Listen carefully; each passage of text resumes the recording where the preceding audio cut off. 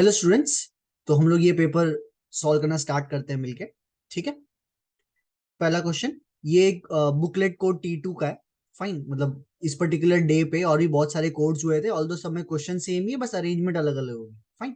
So two hollow conducting spheres of radius R1 and R2 have equal charges, the potential would be. तो एक sphere की अगर मैं potential की बात करूँ तो उसका फॉर्मूला होता है V is equal to KQ/R। ठीक है। अगर दोनों ही स्फीयर पे चार्जेस सेम है तो हम लोग को मालूम है कि potential inversely proportional to R हो जाएगा, राइट। अगर Q और K तो सेम है ही, Q भी सेम उन्होंने दे रखा है, तो इनवर्सली प्रोपोर्शनल टू R, यानी जिसका R बड़ा होगा उसका पोटेंशियल छोटा होगा, और जिसका R छोटा होगा उसका पोटेंशियल बड़ा होगा। तो वैसा ऑप्शन आपको मिल जाएगा, more on the smaller sphere, यानी कि option number 1 would be your correct answer. ठीक है। ये जो क्वेश्चन है अपना, ये एनसीईआरटी के सेकंड चैप्टर से है, 12th का। ये सेकंड क्वेश्चन है, ये बेसिक सर्कुलर काइनेमेटिक्स से है। ये आपको 11 का चैप्टर, ये 11 के सिलेबस में से मिलेगा। Angular speed of flywheel moving with an uniform angular acceleration changes from 1200 RPM to 3120 RPM. तो आरपीएम मतलब ये फ्रीक्वेंसी है, और आरपीएम को आरपीएस में कन्वर्ट करना हो तो डिवाइड बाय 60 भी करना पड़ता है, और टाइम भी दे रखा है। हम लोग यूज करेंगे equation omega is equal to omega not plus alpha t. Rearrange करेंगे तो alpha is equal to omega minus omega not upon t. हम लोग को अल्फा ही निकालना था, इसीलिए दोनों ओमेगा की जगह पे 2 पाई एन लगा दोगे। ठीक है, 2 पाई कॉमन आ जाएगा, तो एन माइनस एन नॉट। जैसे मैंने कहा था, फ्रीक्वेंसी को आरपीएम में जो दिया है उसको आरपीएस में कन्वर्ट जरूर करना अच्छे से। तो 2 पाई, टाइम टोटल है अपना 16, और अंदर फ्रीक्वेंसी दे रखी है 3120, इसको डिवाइड बाय 60 कर देता हूँ, माइनस इनिशियल वाली दे रखी है 1200, इसको भी डिवाइड बाय 60 कर देते हैं अपन। 0 0 कट, 6 1 जा और 6 5 जा 30, 112 बच जाता है, तो 2 जा। यहाँ पे भी 0 0 कट, 6 1 जा और ये 20, तो 52 माइनस 20, तो इधर कितना हो जाएगा अपने पास 32। तो 16 1 जा और ये 2 जा, यानी कि 4 पाई आपका आंसर आ जाएगा रेडियन पर सेकंड को। ऑलरेडी यूनिट में कोई प्रॉब्लम नहीं है, तो this will be the answer. Third question semiconductor से है, आपको एनसीईआरटी का ये 12th के सिलेबस में से है। इसके अंदर हम लोग को दिए हुए हैं 3 सर्किट्स दिए हुए हैं, और पीएन अपने डायोड्स दिए हुए हैं। ठीक है। पहले और दूसरे में बैटरी की पोजीशन और तीसरे में बैटरी की पोजीशन थोड़ी सी अलग है, उसको जरूर जरा अच्छे से नोट कर लेना। ठीक है। अगर मैं पहले वाले डायग्राम की बात करूं तो पीएन और पीएन दोनों के दोनों फॉरवर्ड बायस में, जब आपका पी पॉजिटिव से कनेक्टेड होता है और एन नेगेटिव से कनेक्टेड होता है, मतलब ये फॉरवर्ड बायस है, यानी कि जो पहला वाला सर्किट है वो कुछ ऐसा दिखेगा, राइट। तो मतलब ये दोनों ही फॉरवर्ड बायस्ड है, यानी कि सीरीज में करंट फ्लो करेगा और सीरीज में पोटेंशियल डिवाइड होता है प्रॉपरली। ठीक है। सेकंड वाले में आपका जो सेकंड वाला डायोड है ना, एनपी वाला, वो रिवर्स बायस में, यानी कि सेकंड वाले में तो करंट ही नहीं होगा, करंट जीरो हो जाएगा, तो उसमें कोई पोटेंशियल ड्रॉप आएगा ही नहीं। ठीक है। अब अपन थर्ड वाला अगर देखें, थर्ड वाले में बैटरी का पोटेंशियल अपना पोजीशन उल्टा कर दिया है। ठीक है। तो पीएन पीएन भले ही उल्टे हैं, लेकिन बैटरी भी उल्टी है, जिसकी वजह से ये वापस से एक फॉरवर्ड बायस का ही सर्किट बन गया, तो इसमें से भी आपका पोटेंशियल ड्रॉप इक्वल आएगा। ठीक है। तो आपका अप्रोप्रिएट आंसर यहाँ पे हो जाएगा ऑप्शन नंबर 3, राइट। फिर हमारे पास नेक्स्ट आएगा fourth option, two objects of mass, fourth question, two object of mass 10 kg and 20 kg respectively are connected to the ends of a rigid rod of length 10 meter, negligible mass, distance of center of mass। तो ये system of particle chapter से है, 11th का है ये। फिर से इसके अंदर आपको फॉर्मूला लगाना होगा m1x1 plus m2x2 divide by m1 plus m2। कोई शॉर्टकट फॉर्मूला होता है वो भी डायरेक्टली यूज कर सकते हो, इसमें भी कोई प्रॉब्लम नहीं है। तो आपका ये पहला मास 10 kg, दूसरा मास ये 20 kg, इनके बीच में डिस्टेंस 10 मीटर। आपको डिस्टेंस कहाँ से पूछा हुआ है? फ्रॉम द 10 kg मास, यानी हम लोग ओरिजिन 10 kg को ले लेते हैं, अगर ये अपना ओरिजिन है। ठीक है। तो यहाँ पे जीरो आ जाएगा पहले तो, क्योंकि x1 का वैल्यू जीरो है, m2 का वैल्यू 20 है, और x2 का वैल्यू यानी कि ओरिजिन से डिस्टेंस यानी कि 10 divide by m1 plus m2, total mass 30, यानी आंसर आ जाएगा आपका 20 अपॉन ये 0 0 का, तो 20/3 मीटर आपका first option is your answer. Okay. Fifth question lenses का है, रे ऑप्टिक्स चैप्टर 12th का सिलेबस। Biconvex lens has radius of curvature 20 centimetre each, refractive index दिए रखा है मटेरियल का 1.5। Okay. Power of the lens पूछा है, तो हम लोग को एक फॉर्मूला पता है, 1/f is equal to mu minus 1 2/r। अगर दोनों का रेडियस और कर्वेचर सेम होता है तो R1 R2 सेम हो जाता है ना, तो 1/r1 माइनस 1/r2 का फॉर्मूला होता है, बट लेकिन आप उसको सिंप्लीफाई करके 2/r लिख सकते हो। 1/f को आप पावर बोलते हैं। ठीक है। पहले हम लोग जो है तो 1/f निकाल लेते हैं अभी यहाँ पे। म्यू यहाँ पे 1.5 दिया हुआ है, -1 2 upon radius of curvature 20 centimetre में ही रहने दो, ठीक है ना। अगर आप मीटर में कन्वर्ट करोगे तो भी चलेगा, तो डायरेक्ट आंसर डायप्टर में आ जाएगा अगर आप प्रॉपर कन्वर्ट करते हो तो, ठीक है। तो 0.5 इंटू ये 2 और ये 10 नीचे 1/10, 1/f यही पावर हो जाएगा। बट लेकिन हम लोग ने उसको सेंटीमीटर में रखा था ना, आप अगर उसको मीटर में कन्वर्ट करते तो डिनोमिनेटर में 10⁻² आता, जो ऊपर जाके 100 हो जाता। अच्छे से सोचना, 20 सेंटीमीटर को मैं 20 इंटू 10⁻² करता ना मीटर में कन्वर्ट करने के लिए, और फिर वो 10⁻² न्यूमिनेटर में चला जाता, तो ऐसा 100 आ जाता। इसको आप सॉल्व करेंगे तो आपको आ जाएगा 5 डायप्टर। प्लस माइनस का टेंशन लेना ही नहीं है क्योंकि सारे ऑप्शन प्लस में ही है, ठीक है। सो आपका आंसर आ जाएगा यहाँ पे 2, ठीक है। अभी अलग अलग सेट्स में ऑप्शन का अरेंजमेंट भी अलग अलग है, ठीक है, तो उस चीज का भी ध्यान रखना। Okay, question number 6, a spherical ball is dropped in a liquid column. तो ये फ्लूइड मैकेनिक्स का है, ये भी आपको एनसीईआरटी के 11th के सिलेबस में मिल जाएगा। इसके अंदर जब पार्टिकल आप बॉल को आप छोड़ते हो किसी लिक्विड के अंदर, उसकी स्पीड बढ़ती है, बाद में अल्टीमेटली इसकी एक टर्मिनल स्पीड हो जाती है, और टर्मिनल स्पीड कांस्टेंट हो जाती है। तो ऐसा कौन सा ग्राफ है जो बढ़ रहा है और बाद में कांस्टेंट हो गया कुछ टाइम के बाद? तो आपको यहाँ पे दिखेगा बी ऑप्शन, यानी कि ये जो बी जो है ये अपने ए में यहाँ पे है। First option is your correct answer. Okay, 7th वाला, the ratio of the radius of gyration. Radius of gyration भी आपको सिस्टम ऑफ पार्टिकल चैप्टर्स में मिल जाएगा, अगेन 11th का सिलेबस। फाइन, हम लोग को पूछा हुआ है रेडियस ऑफ गायरेशन का रेशियो निकालना है। पहला किसके लिए बोला है उन्होंने? एक डिस्क के लिए बोला है जो कि सेंटर से नॉर्मल, नॉर्मल यानी कि परपेंडिकुलर। तो पहले आपको रेडियस ऑफ गायरेशन जो पहला वाला है वो हो जाएगा r/√2। रेडियस ऑफ गायरेशन निकालने आता है ना, k is equal to under root of I by m. Moment of inertia mr²/2 होता है डिस्क का सेंटर के अबाउट, फिर उसको डिवाइड बाय m कर दो, फिर उसमें से रूट ले लोगे तो r/√2 बचेगा आपका।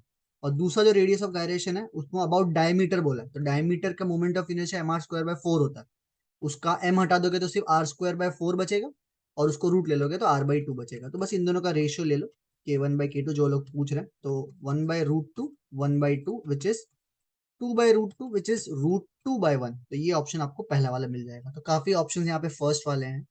Fine, 8th, the shell of mass is at rest initially, बाद में एक्सप्लोड हो गया। ये भी सेंटर ऑफ मास बोलो या मोमेंटम कंजर्वेशन के इस सिलेबस में आएगा। ओके, 11th का सिलेबस बेसिकली। तो बोला है कि एक्सप्लोड हुआ, 2:2:1 में एक्सप्लोड हो गया पूरा का पूरा मास आपका, और जो इक्वल मासेस है that fly off at perpendicular. तो यानी कि आप ऐसा मान लो कि ये 2m है और ये v से मूव कर रहा है, और इधर भी ये 2m है और ये v से मूव कर रहा है, ठीक है। अभी मोमेंटम कंजर्वेशन की मैं बात करूं तो इसलिए जो बचा हुआ m है, 2m और 2m तो हो गया, अब एक बचा हुआ m है वो आपको इस डायरेक्शन में भेजना पड़ेगा m, और इसकी स्पीड में v0 मान लेता हूं। आपको ये v0 की वैल्यू पूछी है, तो मोमेंटम कंजर्वेशन से इन दोनों का रिजल्टेंट जो भी आएगा, ठीक है, जैसे कि इसका मोमेंटम कितना है 2 mv, इसका मोमेंटम भी 2 mv है, इनका रिजल्टेंट 90 डिग्री पे यानी कि √2 का फैक्टर आ जाएगा, राइट। तो 2 mv। अब इतना ही मोमेंटम तीसरे पार्टिकल का भी होना चाहिए अपोजिट डायरेक्शन में ना, इक्वल एंड अपोजिट मोमेंटम होना चाहिए, तभी तो टोटल जीरो होगा। फिर से एक्सप्लोजन के पहले भी मोमेंटम जीरो था, इसलिए एक्सप्लोजन के बाद भी मोमेंटम जीरो ही होना चाहिए। तो इसलिए m v not is equal to 2√2 mv। M और एम तो कैंसिल कर दो आप, ठीक है ना, और आपका आंसर आ जाएगा v not is equal to 2√2v, यानी कि इसका सेकेंड ऑप्शन। फिर हमारे पास आता है अ long solenoid of radius 1 mm। मैं इसको थोड़ा जूम कर लेता हूं अगर नहीं दिख रहा है तो। A long solenoid of radius 1 mm, 100 turns पर mm, करंट 1 एम्पियर। सोलेनॉइड दे रखा है, 12th का सिलेबस है ये। फाइन, मैग्नेटिक फील्ड चैप्टर जो है अपना, बेसिकली एनसीईआरटी में आपको मिलेगा, मूविंग चार्जेस एंड मैग्नेटिज्म के अंडर मिल जाएगा ये। हम लोग को सिर्फ मैग्नेटिक फील्ड पूछी है सोलेनॉइड के अंदर, तो उसका formula straight forward mu not an I. Mu naught का वैल्यू आप लिख सकते हो 4π × 10⁻⁷, और एन क्या होता है, number of turns per unit length, जो डायरेक्ट दे रखी है 100, पर ये पर मीटर नहीं दिया, पर दिया हुआ, यानी कि 10⁻³ आपको डिनोमिनेटर में लगाना चाहिए, इनटू करंट 1। अब यहाँ पे अगर 10 की गड़बड़ कर दी तो ऐसे देख लो, दो दो ऑप्शन ऐसे हैं जिनका सिर्फ 10 का पावर ही अलग है, वैल्यू तो फिर भी सेम है, तो बहुत संभल के करना पड़ेगा ये। ओके, ये -3 जब ऊपर जाएगा तो +3 हो जाएगा, ऑलरेडी +2 तो ऊपर है ही, यानी इनको हटा के मैं 10⁵ लिख सकता हूँ यहाँ पे, ठीक है। ये 5 और ये -7 यानी कि फिर भी -2 बच जाएगा। 4 × पाई यानी कि 4 3 अप्रोक्सीमेटली 12, तो 12.56 ऑप्शन है, इंटू 10⁻² यानी कि आपका first option. Okay, moving on to the next one. Let T1 and T2 be the energy of an electron. देखो थोड़ी मस्ती कर रहे हैं आपके साथ, एनर्जी ही दे सकते थे डायरेक्टली ना वो लोग, T1 T2 दे दिया, चलो ठीक है। Energy of electron in the first and the second excited state, पढ़ना बहुत जरूरी है।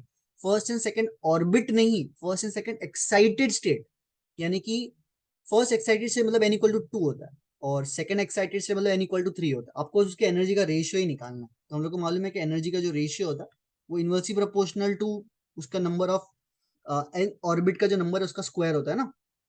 आपको पता है कि पहले ऑर्बिट का 13.6 डिवाइड बाय n स्क्वायर है हाइड्रोजन के लिए, तो inversely proportional to n square है। तो सेकंड वाले के लिए अपने को पता है कि 3 लेना है सेकंड एक्साइटेड स्टेट, और फर्स्ट एक्साइटेड मतलब 2 लेना है। इसका स्क्वायर कर दो आप, तो आपको आंसर इसका 9/4 यानी कि थर्ड ऑप्शन आ जाएगा। ठीक है, तो जिस बच्चे से मैंने ये लिए हुए हैं फोटोज, उन्होंने भी लग रहा है थर्ड ऑप्शन ही मार्क किया है। आई रियली होप उसके जितने हो सके मैक्सिमम सही हो जाए। Fine, in fact I wish the same for all the students. 11th question पे जाते हैं। लाइट रे, ये रे ऑप्टिक्स का है। उसका रिफ्रैक्टिव इंडेक्स दे रखा है √3, एंगल ऑफ इंसिडेंस 60 डिग्री दे रखी है, angle between the refracted and the reflected. अब यहाँ पे एक चीज क्लिक हो रही है मुझे तुरंत कि अगर मैं tan 60 लेता हूँ तो डायरेक्ट मुझे √3 ही आ रहा है, जो कि म्यू का वैल्यू है, यानी कि दिस इज ब्रूस्टर्स लॉ। एक ब्रूस्टर्स लॉ करके है। Brewster's law wave optics chapter में भी आपको मिल सकता है। अगर रे ऑप्टिक्स में आपने नहीं पढ़ा होगा, दोनों में पढ़ाया जा सकता है, पर लेकिन ब्रूस्टर्स लॉ बोल दिया तो वेव ऑप्टिक्स में आपको मिलेगा ये कि tan IP polarising angle tan IP is equal to mu. तो ये तो तभी ये होता है अगर इसका मतलब रिफ्लेक्टेड और रिफ्रैक्टेड उससे कि 90 डिग्री होता है। तो ये तो सॉल्व करने की जरूरत भी नहीं है अगर आपको थियोरी वाला पार्ट के थ्रू ये याद है तो। सोप बबल एक्सपांड हो रहा है यानी कि रेडियस इंक्रीज हो रहा है, तो अंदर का प्रेशर का क्या होगा? अभी एक्सेस प्रेशर का फॉर्मूला होता है 4T/R। Soap bubble inversely proportional है, तो अगर रेडियस बढ़ रहा है यानी कि प्रेशर कम हो रहा होगा। ओके, तो प्रेशर डिक्रीजेस। फाइन, चलो आगे बढ़ते हैं अपन। इसके बाद plane angle and solid angle, तो ये सप्लीमेंट्री यूनिट्स भी बोला जाता है इनको। आपको ये 11th के सिलेबस में मिलेगा, और ये ऊपर जो फ्लूइड मैकेनिक्स ये भी 11th के सिलेबस में मिलेगा, और ये तो मैंने बताया आपको 12th के सिलेबस में मिलेगा। Plane angle and solid angle have units but no dimension. ठीक है, ये बच्चे ने ऑलरेडी मार्क करके एकदम सही है। इनके प्लेन एंगल का यूनिट डिग्री होता है, और रेडियन यूज करते ज्यादातर अपन। सॉलिड एंगल का स्टे रेडियन होता है। इनके डायमेंशन नहीं लिखे जाते। आप जैसे LMT लिखते हो ना, वैसे इन क्वांटिटीज की आप डायमेंशन नहीं लिख सकते, होते ही नहीं है ना, इसलिए यूनिट तो है बट डायमेंशन नहीं है। 14 when a light propagates through medium of relative permittivity, यानी कि स्पीड ऑफ लाइट को और मीडियम के कुछ प्रॉपर्टीज को रिलेट किया हुआ, ये आपको इलेक्ट्रोमैग्नेटिक वेव चैप्टर में मिल जाएगा। इसका डायरेक्ट ये फॉर्मूला ही है कि speed of light in any medium is speed of light in air, in vacuum बोलो, अंडर रूट में म्यू और एप्सिलॉन आर। ये रिलेटिव परमिटिविटी और रिलेटिव परमियाबिलिटी है। इनके रिलेटेड और भी 2-3 सिमिलर फॉर्मूला दिखता है, उनको भी जरूर आपको देख लेना चाहिए अगर कोई नेक्स्ट एग्जाम के लिए प्रिपेयर कर रहा है तो। फाइन, तो आपको यहाँ पे सी थर्ड ऑप्शन में मिल जाएगा। 15 two resistors of resistance EM wave, by the way 12th का सिलेबस है। यहाँ पे नेक्स्ट टू रेजिस्टर्स, तो करंट इलेक्ट्रिसिटी अगेन 12th का syllabus. 100 ohm and 200 ohm are connected in parallel in electrical circuit. The ratio of thermal energy developing, देखो parallel बोला है तो आपको थर्मल एनर्जी के फॉर्मुलास कुछ याद आ रहे होंगे। मुझे पावर के I²R V²/R VI ये याद आ रहा है। तो अगर पैरेलल हैं तो दोनों का V तो सेम होगा, तो let's not use this I²R। Okay, V same है ना, तो अच्छा है हम लोग ये यूज करें। अब VI यूज भी नहीं करें तो बेटर है, क्योंकि करंट के बारे में कुछ दिया नहीं, हम निकाल सकते हैं बट डायरेक्ट नहीं दिया होगा। हम यूज करेंगे V²/R। तो हीट डेवलप H1/H2। इसमें टोटल हीट बोला है तो टाइम से मल्टीप्लाई भी करना होता है, बट लेकिन दोनों का टाइम भी हम सेम ही लेंगे, तो TT वैसे भी कट जाएगा। तो V² कैंसिल। रेजिस्टेंस के इनवर्सली प्रोपोर्शनल हो गया R2/R1, बिकॉज V²/R है फॉर्मूला। तो R2/R1 क्या आ जाएगा आपका 2/1। So the first option will be your answer. ये 12th के सिलेबस का। 16th वाला, a graph which shows the variation of the de Broglie wavelength and momentum. तो ये भी आपको मॉडर्न फिजिक्स 12th का सिलेबस में मिल जाएगा आपको। ये हम लोग को पता है रिलेशन जो होता है, lambda is inversely proportional to momentum, H/P रहता है ना। तो इनवर्सली प्रोपोर्शनल का ग्राफ तो यहाँ पे थर्ड वाला है। इनवर्सली प्रोपोर्शनल मतलब आई होप यू अंडरस्टैंड, एक चीज बढ़ रही है दूसरी चीज कम हो रही है ना, तो आपका आंसर ये अप्रोप्रिएट थर्ड वाला। 17 square loop of side resistance दिया हुआ है, मैग्नेटिक फील्ड दी हुई है। Plane of the loop is perpendicular to the direction of magnetic field. फिर से अच्छे से पढ़ना पड़ेगा। उसका जो प्लेन है ना वो मैग्नेटिक फील्ड को परपेंडिकुलर है। ये जो प्लेन है ना ये ऐसे। तो बहुत लोग अगर एंगल 90 डिग्री ले लेंगे तो गलत हो जाएगा। आपको फ्लक्स का फॉर्मूला तो याद आ रहा होगा, BA cos थीटा होता है ना, बट यहाँ पे थीटा 90 मत ले लेना, उन्होंने परपेंडिकुलर वर्ड यूज किया, वो प्लेन के लिए यूज किया। एरिया वेक्टर तो प्लेन के भी परपेंडिकुलर होता है ना, ये एरिया वेक्टर और ये अपना B। तो एंगल 0 डिग्री है, तो आंसर आपका सीधा B × A हो जाता है। B कितना दिया 0.5, एरिया स्क्वायर का 1 स्क्वायर, तो आंसर 0.5 वेबर, प्रॉपर ऐसा यूनिट है, नो तकलीफ। Dimensions M L T raise to minus two A raise to minus two belong to the, ऐसे तो बोलने के लिए ये 11 का सिलेबस बोलोगे यूनिट्स एंड डायमेंशंस में, लेकिन ये जो क्वांटिटीज है ये सब तो आपको 12th में ही सुनने को मिलेगी ना। मूविंग चार्जेस चैप्टर है उसमें आपको ये सब मिलेगा, self inductance, magnetic permeability, electrical permittivity और मैग्नेटिक फ्लक्स। अगर ये एग्जाम में मेरे सामने आ जाता तो obviously I will start with the first quantity जो मेरे सामने है, सेल्फ इंडक्टेंस। अगर चलो मुझे याद नहीं है तो okay, I am relying on कि मुझे फॉर्मुलाज पता है और मैं उससे खुद ही डायमेंशन निकाल सकता हूँ, रट के नहीं गया हूँ मैं अगर एग्जाम में तो। याद कर लोगे तो अच्छा ही है, बहुत बार प्रैक्टिस की होगी तो याद भी हो जाएगा ये। सेल्फ इंडक्टेंस मतलब एल, तो मुझे एनर्जी का फॉर्मूला याद आ रहा है, half L I square, energy का याद रख सकते हैं basically, L two M one T minus two. अब वो मैंने रट लिया ऐसा समझो, क्योंकि मैंने भी यूज काफी किया है, फोर्स और एनर्जी के याद हो गया है, ठीक है ना। और उधर अपना आई स्क्वायर है, करंट, करंट यानी कि ए स्क्वायर यहाँ पे आ जाएगा और ये एल बन जाएगा, राइट। इसको मैं अगर सॉल्व करूं तो इंडक्टेंस, आपको इसका एल के साथ कंफ्यूज नहीं होना, तो एल का आ जाएगा अपने पास L two M T minus two और ए भी माइनस टू बन गया, ठीक है। तो ये तो नहीं है क्योंकि यहाँ पे तो पावर एल का पावर वन ही है, यानी कि inductance is not my answer. फिर मेरे को सेकंड क्लिक हो जाएगा तुरंत, मैग्नेटिक फ्लक्स निकालना मुश्किल नहीं होगा ना। Flux is equal to L into I होता, राइट। करंट फिर से एक और एम्पियर, यानी कि ऊपर वाला जो अपना आंसर आया ना ये इंडक्टेंस के लिए, इसी के साथ ए एक और जोड़ दूं यानी A raise to minus one हो जाएगा, तो फ्लक्स भी मिल जाएगा। तो flux is also not my answer. फिर मैग्नेटिक परमिएबिलिटी कहाँ पे मिलेगी आपको, मुझे फॉर्मुला याद रहा है, बायट सेवर्ट्स लॉ, एक सर्कुलर लूप के लिए mu not I by two R होता है, ठीक है। अब बी के लिए F equal to q v भी याद आ रहा है मुझे, यानी कि B can be written as F upon q into v equal to mu not I by two R. तो इससे मेरे को परमियाबिलिटी मिल जाएगी, म्यू नॉट कैसे मिलेगा भी इसको थोड़ा सॉल्व करना पड़ेगा। एफ का आ जाएगा L M T minus two, charge होता है करंट इंटू टाइम यानी कि ए इंटू टी, वेलोसिटी होगी मीटर पर सेकंड यानी कि एल टी माइनस वन, उधर का रेडियस ऊपर आ जाएगा तो एक एल बचेगा, करंट नीचे आ जाएगा तो अपना ए इधर, तो ये म्यू नॉट इधर हो जाएगा। ओ किधर चला गया,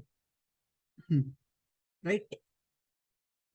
तो अगर मैं इसको देखूं फिर से एक बार, तो नीचे का एल और ये एल तो कैंसिल, एक एल बचा, एक एम बचा हुआ है, और टी नीचे के माइनस वन और प्लस वन भी कैंसिल, तो माइनस टू दे ही रह गया, नीचे जो दो ए है ये माइनस टू, आई थिंक ये एकदम एग्जैक्टली मैच कर रहा है, सो this is my answer. Okay, ये आपको जैसे मैंने कहा 12th के सिलेबस में मिलेगा, मतलब 12th पढ़ा होगा तो आपको ये क्वांटिटीज पता चलेंगी। 19 when two monochromatic light of frequency nu and nu by two, यानी कि फ्रीक्वेंसी आपने आधी कर दी, ठीक है। Then the stopping potential becomes V S by two and V S. तो बहुत क्लासेस ने भी ये कहा है, मुझे भी ये लग रहा है कि इसमें कुछ मिस्टेक है, आपको V S and V S by to देना चाहिए था उन्होंने स्टॉपिंग पोटेंशियल, ओके, तो वहां पे कुछ तो गड़बड़ लग रही है, फाइन। तो ऐसे केसेस में आई थिंक बोनस देना पड़ेगा सबको ही, fine. when two monochromatic light of frequency nu and nu by 2 are incident on a photoelectric metal, the stopping potential is vs by 2 and vs। तो ये मॉडर्न फिजिक्स का सवाल है, dual nature chapter में आपको मिल जाएगा ये फोटो इलेक्ट्रिक इफेक्ट के अंदर। तो फॉर्मूला लगेगा h nu minus work function is equal to e stopping potential. ये फॉर्मूला आपको दो बार लगाना पड़ेगा, पहले एच न्यू तो दिया हुआ है, ये तो लगा दिया अपन ने, वी एस जैसे मैंने कहा यहाँ पे मिस्टेक है कुछ तो, और फिर सेकेंड टाइम में एच न्यू बाई टू है माइनस वर्क फंक्शन, और इस बार वी एस बाई टू यानी कि E V S by two, इन दोनों को कर दो आप डिवाइड, डिवाइड कर देंगे तो ये पूरा ईवीएस कैंसिल और ये टू बाय वन बन जाएगा। क्रॉस मल्टीप्लाई करोगे तो h nu minus work function is equal to h nu minus two five, ठीक है। अब आप सोच सकते हो कि वो गलत क्यों है वी एस बाई टू, क्योंकि अगर आपने अपना इंसिडेंट फ्रीक्वेंसी कम कर दिया है तो अब जो फोटो इलेक्ट्रॉन निकलेगा वो और भी कम एनर्जी का निकलेगा, तो उसको रोकने के लिए और भी स्टॉपिंग पोटेंशियल छोटा लगेगा ना, तो वी एस बाई टू से वी एस नहीं होना चाहिए था, लेकिन अगर आप वी एस बाई टू और वी एस से सॉल्व करते तो उससे भी आंसर आएगा एक, ठीक है। चलो देखते हैं अपन, फिर इधर एच नहीं हो गया, इसको आगे सॉल्व करेंगे अपन तो एच न्यू तो कट जाएगा और फाइव का वैल्यू आपको जीरो आ जाएगा। तो अगर हम लोग क्वेश्चन को खुद के हिसाब से अरेंज करें तो आपको आंसर ही मैच नहीं होगा इसके अंदर, ठीक है। इसलिए हम लोग को ब्लाइंडली वो फॉलो ही करना पड़ेगा जो उन्होंने दिया हुआ है, फाइन। तो हम लोग वही डेटा लेंगे जो उन्होंने दिया हुआ है डायरेक्टली, तो उसके हिसाब से अगर हम लोग जाएं तो उन्होंने पहले केस में ईवीएस बाई टू दिया हुआ है, ठीक है, और दूसरे केस में उन्होंने सिर्फ ईवीएस दिया हुआ है, तो ये सब कैंसिल हो जाएगा तो वन बाई टू आ जाएगा। ओके, तो let's solve this one then. 2h nu minus 2 work function is equal to सिर्फ h nu by 2 minus work function. ठीक है, अभी h nu बाई 2 वो साइड लेके जाते हैं तो 2h nu minus h nu by 2 और ये माइनस 2 फाइव हो जाएगा तो प्लस 2 फाइव माइनस 5 यानी कि सिंगल फाइव बचेगा। इसको आप सब ट्राई कीजिए 2h nu minus h nu by 2। ठीक है, क्या आएगा अपने पास 3 बाई 2 h nu और फिर वर्क फंक्शन का फॉर्मूला आप लगाओगे h nu नॉट, जहाँ पे nu naught is the threshold frequency. दोनों साइड से h और h तो कैंसिल हो जाएगा और आपको न्यू नॉट जो आपको चाहिए that will be 3 nu by 2 यानी कि third option will be your answer. Question number 20, by the way ये question modern physics dual nature. Question number 20, half wave rectifier semiconductor में आपको मिल जाएगा ये। ओके, तो हाफ वेव रेक्टिफायर में फ्रीक्वेंसी चेंज नहीं होती। अगर आपकी फ्रीक्वेंसी पहले ये ऐसा कुछ थी तो अभी भी सेम टाइम में ही मोशन रिपीट हो रहा है, तो इसलिए फ्रीक्वेंसी इसकी उतनी रहेगी जितनी पहले थी। अगर फुल वेव रेक्टिफायर होता तो फ्रीक्वेंसी डबल हो जाती है, पर इसके अंदर फ्रीक्वेंसी विल रिमेन 60 होगी। ठीक है, this is option number 2। An ideal gas undergoes 4 different processes from the same initial state as shown in the figure. Adiabatic, isothermal, isobaric, isochoric। ठीक है, तो कोई भी अच्छी बुक में जिसके लिए आप प्रिपेयर कर रहे होगे नीट के लिए, ऐसा ये वाला टाइप का क्वेश्चन आपको जरूर मिला होगा। ये 11th सिलेबस में मिलेगा आपको। हीट वाले जो चैप्टर्स हैं, 3 चैप्टर्स है ना हीट के, उसके अंदर आपको ये थर्मोडायनेमिक्स में मिल जाएगा। ठीक है, तो ये प्रोसेस जो पहला वाला प्रोसेस है ऊपर वाला, ये आइसोबारिक प्रोसेस है। फिर ये ऊपर फोर्थ वाला आई मीन, फिर जो 1 लिखा हुआ है दैट इज आइसोकोरिक। और आइसोथर्मल और एडियाबेटिक ये दोनों ही एक जैसे ही दिखते हैं, लेकिन जो ज्यादा नीचे आता है वो एडियाबेटिक है, तो आपको उस तरीके से याद रखना है। ठीक है, ये जो 3 और 2 है इसके अंदर नीचे वाला इज एडियाबेटिक और ऊपर वाला इज आइसोथर्मल। तो हमारा यहाँ पे पूछा एडियाबेटिक की उन्होंने, तो आपको एडियाबेटिक यहाँ पे क्या मिल जाएगा, नंबर ऑप्शन नंबर 1 में देखोगे आपको तो मिल जाएगा। 22, मैच द कॉलम। इनफैक्ट दो दो मैच द कॉलम आए हैं ये वाले पेपर में। इसके अंदर आपको इलेक्ट्रोमैग्नेटिक वेव चैप्टर्स है ये भी, आपको उनके वेवलेंथ का रेंज थोड़ा सा अंदाजन याद होना चाहिए था। अगर मैं बात करूं विब ग्योर, यहाँ पे आपको मिल जाएगा। वी के बाजू में अल्ट्रा वायलेट और एक्सरेज भी इसके राइट में ही कहीं ना कहीं होता है। ठीक है, तो एक्सरे लिख रहा हूँ। रेड के बाजू में इंफ्रा रेड होता है। फाइन, तो जैसे हम लोग लेफ्ट टू राइट जाते हैं एनर्जी बढ़ती है, फ्रीक्वेंसी बढ़ती है, बट वेवलेंथ घटती है। और एक्सरे सबसे राइट में, यानी सबसे कम जो वेवलेंथ होगा 4 ऑप्शन में वो एक्सरेज का ही होगा, यानी कि डी ऑप्शन आपको यहाँ पे 1 मिल जाएगा। उसके बाद नेक्स्ट जो आएगा वो आपको इंफ्रारेड मिलेगा, क्योंकि माइक्रोवेव और रेडियो वेव तो लेफ्ट साइड पे ही है। जो रेडियो वेव और माइक्रोवेव ऑप्शन है ना 1 और 2, ये तो एकदम लेफ्ट में, इनकी वेवलेंथ बहुत ज्यादा होती है। ओके, तो सेकंड नंबर पे जो आएगा वेवलेंथ, अगर मैं छोटे से बड़े पे जाऊं तो एक्सरेज पहला हो गया, आपको डी का फर्स्ट ऑप्शन मिल जाएगा। और सी इंफ्रारेड रेडिएशन जो है उसके लिए आपको फिर 10⁻⁻⁴ के पास जाना पड़ेगा। ठीक है, तो आपको कहाँ पे मिलेगा, यहाँ पे डी का 1 और सी का 4, ऑप्शन नंबर 3 देखो अच्छे से। Okay, 23, displacement time graph. ये 11th का सिलेबस है, काइनेमेटिक्स से सवाल आया। ठीक है, इस बार काइनेमेटिक्स के अपने स्ट्रेट लाइन और प्लेन दोनों से एक एक क्वेश्चन देखा मेरे को जितना याद आ रहा है। एक तो ये वाला क्वेश्चन हो गया। ठीक है, तो करते हैं 30 डिग्री का और 45 डिग्री का आपको वेलोसिटीज का रेशियो चाहिए, तो पहले 30 डिग्री वाला ले लेना। मैंने भी जब पहली बार भी अटेम्प्ट किया था ना जल्दबाजी, मैंने भी गलती कर दी थी, पहले 45 डिग्री वाला ले लिया था। 30 डिग्री वाला पहले लेना क्योंकि उन्होंने सीक्वेंस वैसा पूछा। वेलोसिटी क्या होगी, it will is the slope of displacement versus time graph, तो स्लोप tan 30 और दूसरा वाला tan 45, आपको रेशियो ही पूछा है ना, तो tan 30 1/√3 होता है और tan 45 तो 1 ही होता है, तो आंसर आपका ऑप्शन 3 हो जाएगा। 24, यंग्स डबल स्लिट एक्सपेरिमेंट, ये वेव ऑप्टिक्स चैप्टर से है। Okay, student observe 8 fringes in a certain segment of a screen जब वेवलेंथ 600 नैनोमीटर की यूज करी और बाद में उन्होंने वेवलेंथ कम कर दी, तो ऑब्वियसली वो फ्रिंज विथ कम हो जाएगा। आपका जो पूरा स्क्रीन था, जितने जितने फ्रिंजेस आने थे वो चेंज हो जाएंगे नंबर, लेकिन आपका जो टोटल डिस्टेंस है वो चेंज नहीं होगा। यानी कि पहले जो 8 λ1 d/d है, ये जितना पूरा डिस्टेंस था उतना डिस्टेंस अब कौन ले रहा होगा, n times of λ2 d/d। Distance total तो सेम ही रहेगा ना, वो स्क्रीन की साइज, दोनों साइड से ये तो कैंसिल हो जाएंगे टर्म।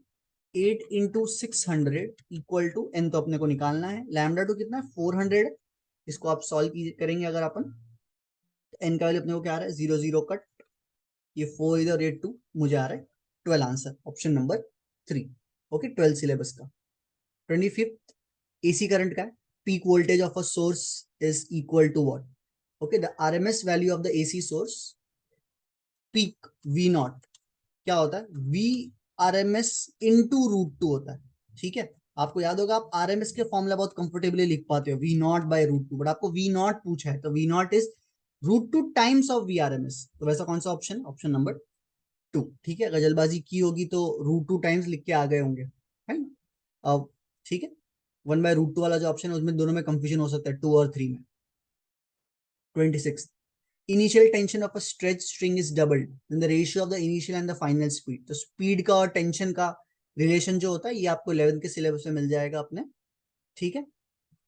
लास्ट के जो 2 चैप्टर्स है ऑसिलेशंस एंड वेव्स, लास्ट के वेव्स चैप्टर में आपको मिलेगा ये। तो वहां पे आपको पता चलेगा velocity on a string is √t by mu, mu मतलब मास पर यूनिट लेंथ, ओके। तो directly proportional to root of tension है। तो अगर आपने टेंशन डबल कर दी है तो √2 का फैक्टर आ जाएगा, बस इनिशियल बाय फाइनल चाहिए ना, तो 1/√2 आपका आंसर आ जाएगा ना, V1/V2 is equal to √T1। T2 की जगह पे आप कितना लिखोगे, डबल कर दिया तो T2 टाइम्स ऑफ T1, तो 1/√2 आपका आंसर आ जाएगा, ऑप्शन नंबर 2। स्टेटमेंट वाले क्वेश्चन भी आए हुए, ऐसे 2 स्टेटमेंट वाले क्वेश्चन आए हैं अपने आज के पेपर में। Biot-Savart's law gives us the expression for the magnetic field strength of a infinitesimally small current element of a current carrying conductor only। एकदम सही है, ये बायट-सैवर्ट्स लॉ पे ही है एकदम। आपको एक छोटा सा एलिमेंट लिया जाएगा ऐसा IDL का, इसकी वजह से यहाँ पे छोटी सी मैग्नेटिक फील्ड का एक फॉर्मूला लोग बताते हैं, ठीक है। स्टेटमेंट नंबर 2, वो फॉर्मूला को याद है, μ0/4 IDL क्रॉस R, वो वाला है, ठीक है, आपको एनसीईआरटी में मिल जाएगा। Statement number 2, Biot Savart's law is analogous to Coulomb's law. अब ये स्टेटमेंट अगर आप पढ़ोगे आपको दिखेगा आगे कि वो लोग चार्ज Q को वेक्टर सोर्स बोल रहे हैं, और आइडियल को, यानी कि जो छोटा एलिमेंट है करंट का आइडियल, उसको ये लोग स्केलर सोर्स बोल रहे हैं। मतलब ये उल्टा है, Q is a scalar source और आइडियल जो होती है ना वो एक वेक्टर, मतलब स्टेटमेंट में कुछ गड़बड़ तो है, ठीक है। तो आपको अप्रोप्रिएट ऑप्शन है जिसमें statement 1 is right and statement 2 is incorrect, तो आपको मिलेगा यहाँ पे ऑप्शन नंबर 2, ठीक है। ये आपको 12th के सिलेबस का। 28, एज अ टेम्परेचर इंक्रीजेस, ये भी 12th के सिलेबस का ही है। इलेक्ट्रिकल रेजिस्टेंस, तो कंडक्टर्स का रेजिस्टेंस जो है वो बढ़ जाता है, करंट कम हो जाती है अगर टेम्परेचर बढ़ाओगे ना। तो कंडक्टर का रेजिस्टेंस का तो फॉर्मूला भी है, R is equal to R0 1 plus alpha delta T. But semiconductors में उल्टा होता है, सेमीकंडक्टर में अगर टेम्परेचर बढ़ाओगे तो उनकी नंबर डेंसिटी और भी बढ़ जाएगी, तो वो डोमिनेटिंग नेचर होता है सेमीकंडक्टर में। तो ऐसा ऑप्शन ढूंढना है जिसमें temperature increases, resistance increases for conductors but it decreases for the semiconductors, तो आपको ऑप्शन नंबर 2 में मिल जाएगा ऐसा। 29, the energy that will be ideally radiated by 100 kilowatt transmitted in 1 hour। तो ये तो बहुत ही स्ट्रेट फॉरवर्ड क्वेश्चन है, अगर किसी को भी पावर का मतलब पता हो, वो एनर्जी पर यूनिट टाइम ही होती है। तो उन्होंने एनर्जी पूछ लिया, तो पावर इंटू टाइम करना है सीधा एनर्जी के लिए। पावर दिया हुआ 100 किलोवाट को 10⁻³ यानी कि 3 जीरो इधर, और टाइम 1 आवर मतलब 60 मिनट्स इंटू 60 सेकेंड्स, ठीक है। तो कितने जीरो है, 1 2 3 4 5 6 7, यानी कि 10⁻7 और 6 6 36। तो अप्रोप्रिएट ऑप्शन आपको यहाँ पे 4th वाला मिल जाएगा, राइट। ये वर्क एनर्जी पावर के अंदर भी बोल सकते हैं अपन 11th के सिलेबस का। Question number 30, a body of mass given 60 gram experiences a force of 3 Newton. तो आपको बस वहां पे ग्रेविटेशनल फील्ड इंटेंसिटी पूछी है, तो ग्रेविटेशनल फील्ड इंटेंसिटी मतलब जी ही होता है, और जो फोर्स जी की वजह से लगती है उसको mg लिखते हैं अपन ना, तो F is equal to mg, ये वेट का ही फॉर्मूला है। फोर्स दिया हुआ है 3, मास दिया हुआ है 60, बट ग्राम को केजी में कन्वर्ट करना मत भूलना। और आपको वहां पे जी पूछा, G10 मत लेना, ये अर्थ की जी नहीं है, ये किसी की भी हो सकती है, ठीक है। तो यहाँ पे जी ले लेंगे अपन, यहाँ पे रीअरेंज करो, G is equal to 3 divide by 60, और ये 10⁻³ ऊपर चला जाएगा तो 2 3 1 1 0 कट, 300/6 आपको 50 मिल जाएगा, 50 न्यूटन पर केजी, ठीक है। जैसे आपको F is equal to q E याद होगा ना, तो यहाँ पे E भी इलेक्ट्रिक फील्ड इंटेंसिटी है ना, वैसे ही F is equal to mg लिखा हुआ, G is the gravitational field intensity, okay. ये आपको 11th के सिलेबस का लगेगा यहाँ पे, ग्रेविटेशनल चैप्टर जो है। 31, इन अ गिवन न्यूक्लियर रिएक्शन, ये 12th का है, मॉडर्न फिजिक्स न्यूक्लियर चैप्टर।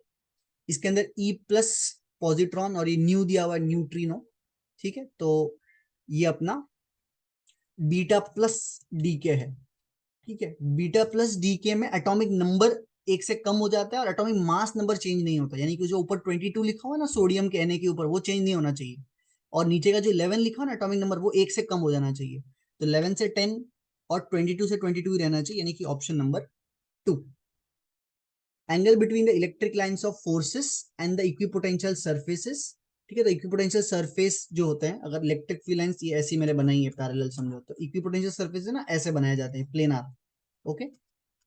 एक एग्जांपल दिया है बस मैंने, वैसे आप रेडियल भी बनाओगे, लेकिन इन एनी केस हमेशा 90 डिग्री पे ही रहता है equipotential surface electric field lines, they are always perpendicular to each other.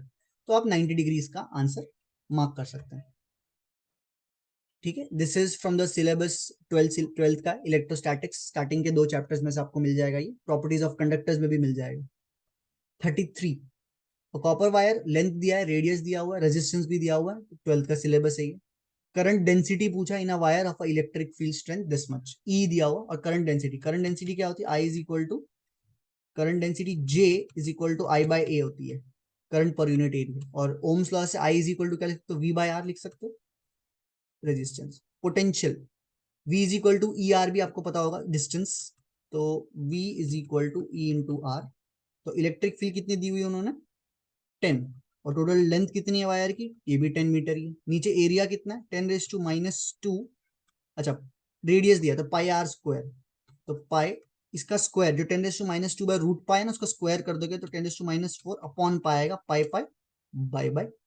और रेजिस्टेंस कितना दिया हुआ है, 10, तो ये 10 और ये 10 कैंसिल, नीचे -4 है ऊपर +1 है, तो -1 ऊपर जाएगा तो +4 हो जाएगा, और एक 1 पहले से है, तो 10⁻⁵, यानी कि option number 3 will be your correct answer. Okay. 34, the ratio of the distance travelled by a freely falling body, ये काइनेमेटिक्स से क्वेश्चन है, तीसरा क्वेश्चन हो जाएगा ये।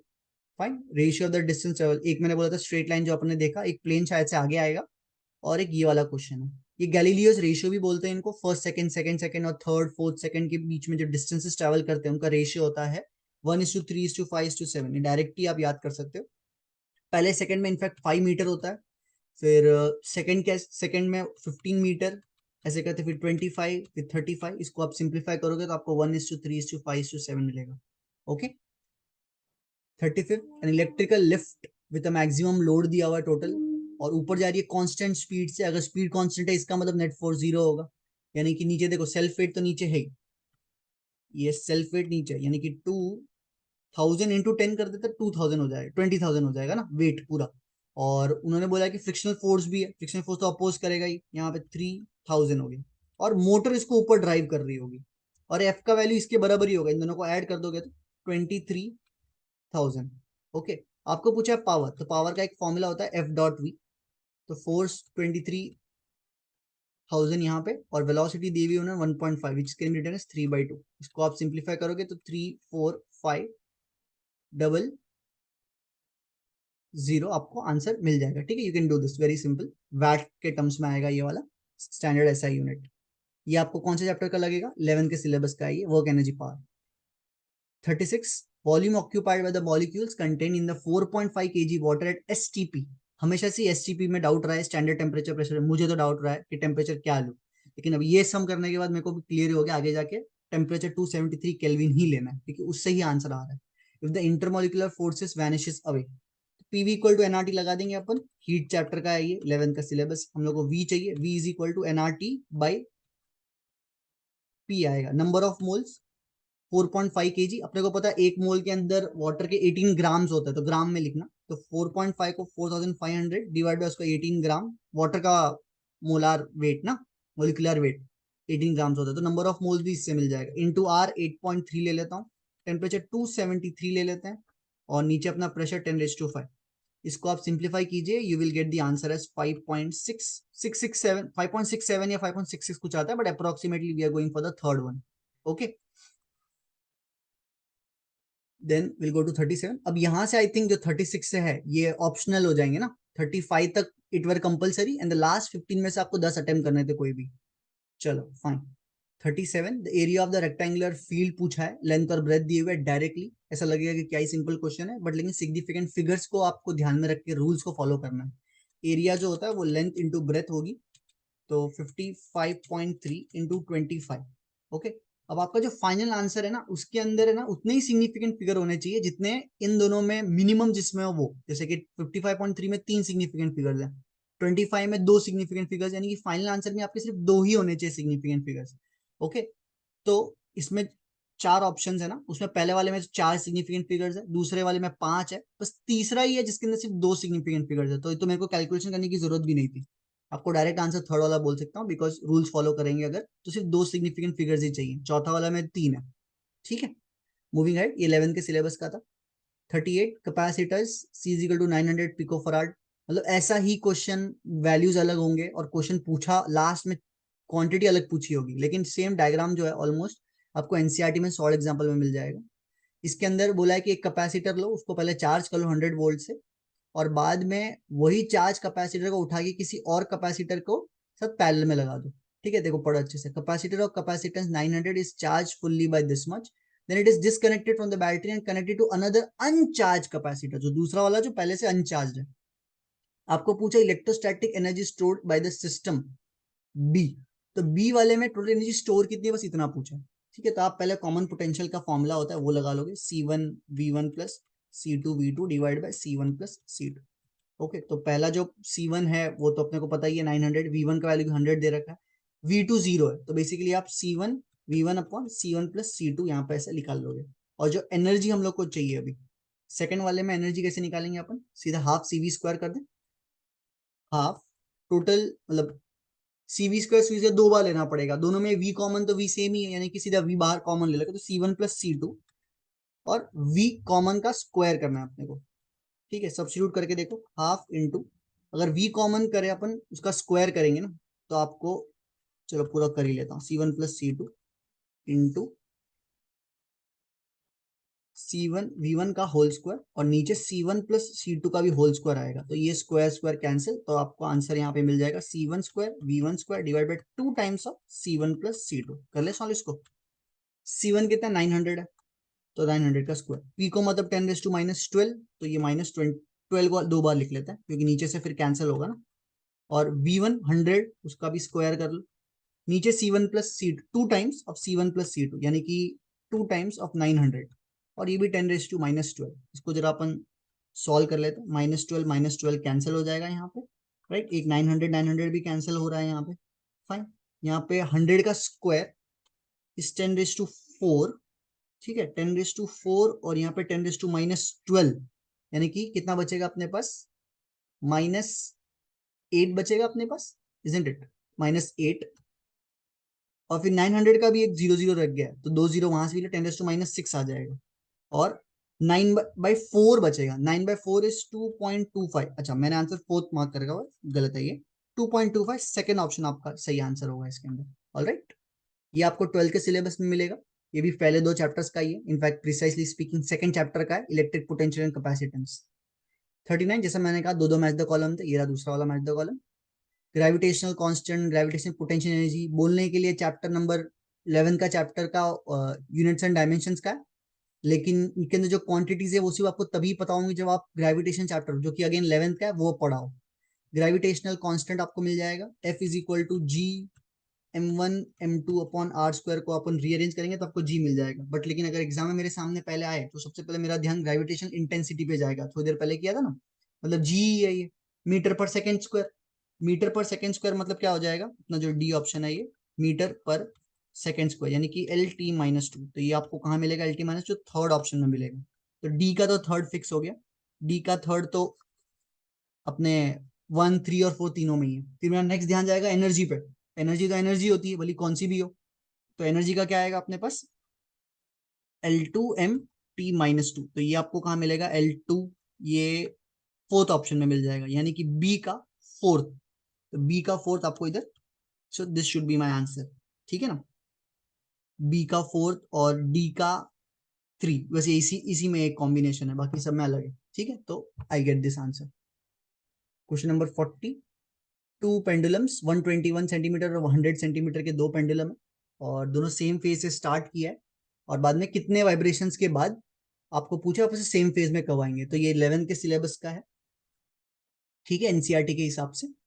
तो टू पेंडुलम, टाइम पीरियड जो होता है directly proportional to under root of L होता है ना, T is equal to 2 √L/G, तो T1/T2 is equal to under root of L1/L2, 121 का √11 और इसका 10, यानी कि T1 का टाइम पीरियड बाय T2 का टाइम पीरियड इज 11/10, आपको इसका फिर एलसीएम ढूंढना पड़ता है, 110 आएगा, 11 को 10 से मल्टीप्लाई करोगे और 10 को 11 से मल्टीप्लाई करोगे, तब वो लोग का टाइम पीरियड सेम मैच करेगा, यानी कि जो T1 है, जो 121 सेंटीमीटर वाला पेंडुलम है, उसको आप 10 बार ऑसिलेट होने दोगे ना, तब उसका time period will match with the second वाले का, यानी कि T2 वाले का, ठीक है। तो यानी कि अपने को पूछा क्या है यहाँ पे, minimum number of vibrations of the shorter pendulum, यानी 100 सेंटीमीटर वाला। तो 100 सेंटीमीटर वाले को ना आप 11 बार ऑसिलेट होने दोगे ना, तब जाके वो सेम फेज में फिर से आएगा। It will have the same time, और वो टाइम भी बता देता हूँ, 110 सेकेंड्स, 110 अप्रोक्सीमेटली, या उसका एक मल्टीपल ही होगा। ओके, एनीवे इंपॉर्टेंट तो बस यहाँ पे 11 ही है, तो आंसर आपका फोर्थ ऑप्शन हो जाएगा। 41 एसर्शन रीजन वाला, जैसे मैंने कहा था 2 क्वेश्चन है ऐसे स्टेटमेंट वाइज है, तो वो एसर्शन रीजन ही होगा। The stretching of a spring is determined by the shear modulus of a material of a spring. अब ये वो चैप्टर भी है जो बहुत ही कम पढ़ा जाता है, सॉलिड्स वाला चैप्टर, क्योंकि बहुत कम वेटेज वाला होता है। और ये ऐसी चीज है जो फैक्ट्स वाली चीजें हैं, ये बुक्स में भी आपको कम ही मिलती है, आप प्रैक्टिस करते हैं न्यूमेरिकल्स की ज्यादातर, राइट। ठीक है, तो इसके अंदर अप्रोप्रिएटली कहाँ हो गया, हाँ, इसके अंदर आप सेकंड स्टेटमेंट पे जाते हैं, रीजन पे। The coil spring of copper has more tensile strength than steel. नहीं, ऐसा कभी नहीं होगा, सभी के सब पैरामीटर स्टील के ना कॉपर से ज्यादा ही है। तो रीजन आपका तो गलत ही है स्टेटमेंट ही। तो उधर से ही समझ में आ जाता है कि अपना जो अप्रोप्रिएट ऑप्शन होगा वो सेकंड होगा, A is true but R is false. ऐसा और कोई भी नहीं जिसके अंदर आर एक गलत बोल रहा हूँ। पहले वाले में बोथ आर ट्रू, सी वाले में A is false but R is true, fourth वाले में बोथ ए आर ट्रू, यानी कि फॉल्स वाला तो सिर्फ एक ही है, सेकंड ऑप्शन। तो उसके बेसिस पे हम लोग एग्जाम में तो क्लियर कर जाते हैं अपन। ठीक है, एक बार एसेशन ए को भी देख लेना जो लोग आगे के लिए प्रिपेयर कर रहे हैं। Exactly 42 ball is projected with velocity 10, तो ये प्रोजेक्टाइल मोशन का, जैसा मैं पहले बता रहा था। Angle 60 degree with the vertical है, वो अच्छे से पढ़ना पड़ेगा यहाँ पे। तो आपका हॉरिजॉन्टल के साथ जो एंगल है वो कितना हो जाएगा, 30 डिग्री। आपको हॉरिजॉन्टल स्पीड पूछे एट द टॉप, तो आपको पता होगा अगर यू से फेंका है तो टॉप मोस्ट पॉइंट पे यू कॉस थीटा होती है। तो यू दिया हुआ है 10 और कॉस 30 होता है हमारा √3/2, तो आंसर आपका 5√3, फर्स्ट ऑप्शन आ जाएगा। 43 two transparent mediums A and B are separated by plane boundary, the speed of the light in these mediums are given। आपको क्रिटिकल एंगल पूछा, आईसी पूछा है, तो हम लोग को मालूम है कि sine IC is equal to 1/μ of denser with respect to rarer. ठीक है ना, ये रिलेटिव रिफ्रैक्टिव इंडेक्स है, denser with respect to rarer होता है, कोई म्यू डी आर भी लिख सकता है, उसको जैसा लिखना है लिखे। इसको बोला जाता है refractive index of denser with respect to rarer. Formula लिखेंगे तो डेंसर नीचे रह जाएगा और रेरर ऊपर चला जाएगा। रेरर रिफ्रैक्टिव इंडेक्स में स्पीड कम होती है, ठीक है ना। तो sine I C is equal to mu rarer by mu denser, और जो स्पीड है वो भी अकॉर्डिंगली वैसे ही हो जाएगी अपने पास, V denser by V rarer. Refractive index और वेलोसिटी इनवर्स रिलेशन है, तो वी डेंसर, डेंसर मतलब स्पीड कम ना वहां पे, तो जो छोटी वैल्यू वो ऊपर लिख दो डायरेक्टली, 1.5, 10⁸ तो वैसे भी कैंसिल होने वाला है, और डिवाइड बाई 2 कर दो। 1.5 डिवाइड बाई 2 अगर आप सॉल्व करोगे तो 0.75 आएगा, तो आपका अप्रोप्रिएट ऑप्शन आपको यहाँ पे ऑप्शन नंबर 1 मिलेगा। ठीक है, अगेन आई रिपीट, अलग अलग सेट्स के अंदर क्वेश्चन का सीक्वेंस तो अलग है ही, और ऑप्शंस का सीक्वेंस भी अलग हो सकता है। तो आप ऐसा मत देखना कि आप आंसर यहाँ पे 1 मार्क किया पर आपका कुछ और आ रहा है, आप ऑप्शन पे भी मैच कर लेना एक बार। 44 सेमीकंडक्टर, बाय द वे 43 कहाँ का है, अपने रे ऑप्टिक्स और वेव ऑप्टिक्स का पकड़ लो आप, 12th का सिलेबस। सेमीकंडक्टर भी हमारे 12th का है, एक क्वेश्चन तो आ गया अपने लॉजिक गेट्स का, एटलीस्ट जो रिलाई कर ही रहे थे सब स्टूडेंट्स कि कम से कम सेमीकंडक्टर के लॉजिक का एक क्वेश्चन तो आ जाएगा। ठीक है, और डिफिकल्ट वाला भी नहीं लग रहा था मुझे। ठीक है, तो यहाँ पे ए बी चारों में ही 0 0 0 0 1 1 0 1 1 से स्टार्ट है। इसमें बीच में इसको पी और क्यू ले लेता हूं मैं, ये पी और ये क्यू, और लास्ट में सी ले लेते हैं। तो पहले पी निकाल लेते हैं, अगर ए और बी दोनों जीरो है, तो अगर जीरो आता है यहाँ पे तो मल्टीप्लाई, एंड गेट है ना ये, तो क्यू से बी से चाहे कुछ भी आए क्या फर्क पड़ता है, जब जीरो एक हो ही गया है तो 0 × 0 0, और जीरो का ये आगे उल्टा लगा दिया है ना, ये एंड का उल्टा करना है तो 1। ठीक है, तो यहाँ से पी जो है वो 1 आ गया। सेम चीज फिर अगर हम लोग क्यू को निकालने की कोशिश करें तो बी से 0 आ रहा है, फिर भले ए से कुछ भी आए क्या फर्क पड़ता है, भले ए से एक्चुअली 1 हो रहा है, उल्टा हो रहा है यहाँ पे, ये नॉट गेट जो है, पर उससे फर्क नहीं पड़ता ना। बी से एक बार 0 आ गया तो क्यू 0 ही रहेगा, यानी कि बी से एक बार 0 आ गया तो क्यू विल ऑलवेज बी 0। वैसे अगर ए से एक बार 0 आ गया तो पी विल बी 1 ओनली। एक बार क्यू फिर से चेक कर लेते हैं, एक बार अगर बी से 0 आ गया तो 0 × 0 0 0 का उल्टा, राइट, तो क्यू विल बी 1। अगर बी एक बार 0 हो गया तो ऐसे। ऑल हम तो खाली पहले और दो को ही कंपेयर कर लेंगे, उतना भी काफी होगा। चलो पी और क्यू 1 और 1 आ गए, तो सी पे क्या आएगा, 1 × 1 1। ठीक है, तो ऐसा कौन सा ऑप्शन है वो देखो जिसके अंदर ऊपर वाला 1 नहीं है। तो आपको दिखेगा कि थर्ड ऑप्शन और फोर्थ ऑप्शन ये दोनों ही डिस्कार्ड हो गए पहले ही, थर्ड और फोर्थ ऑप्शन जो है। तो आपका आंसर या तो 1 है या तो 2 है। अब 1 और 2 दोनों में ही जो सी जो है उसके सेकंड वाले सेम आ रहे, थर्ड वाला अलग है, तो आप थर्ड वाले को अच्छे से सॉल्व करो, ठीक है। तो उसमें भी क्यू तो अपन ने निकाल लिया ये वाला, आप पी निकाल लो बस 1 और 0 इनपुट के। तो ए से अगर 1 आ रहा है, गुड।